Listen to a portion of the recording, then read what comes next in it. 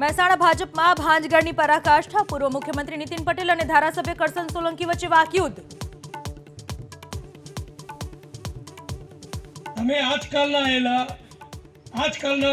કડીને જાણતા થયેલા, કડીને તમને કંઈ ખબર નહીં, એ તમે અમને શીખવાડો આપશો. પણ નીતિનભાઈ કે મેં કર્યું એવું તો નીતિનભાઈ પોતાના ઘરનું તો આપી દીધું નહીં, સરકારનું આપ્યું છે.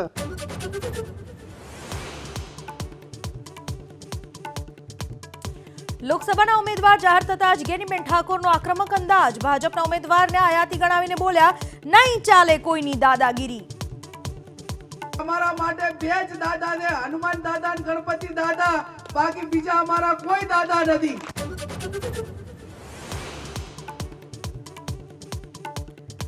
શાળામાં શિક્ષકોના ધૂમ્રપાનની ખુદ શિક્ષણ મંત્રી કુબેર ડિંડોરે ખોલી પોલ. કહ્યું, શિક્ષકોએ શાળામાં ક્યારેય ના કરવું જોઈએ ધૂમ્રપાન. કેટલાક એવા શિક્ષકો જે વ્યસન કરતા હોય કે આપણે એક શિક્ષક નાતે, એક સમાજના ઘડવેના નાતે આપણે શોભે ને, આપણે એમાંથી મુક્ત થવું જોઈએ.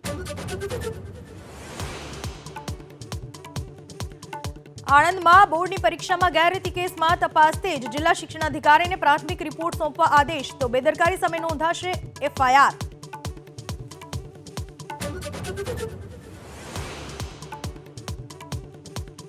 હવે મરચામાં ભેળસેળનો પર્દાફાશ. બોટાદ જીઆઈડીસીમાં એસઓજીના દરોડા. મકાઈનો લોટ અને કલરના ઉપયોગનો ખુલાસો.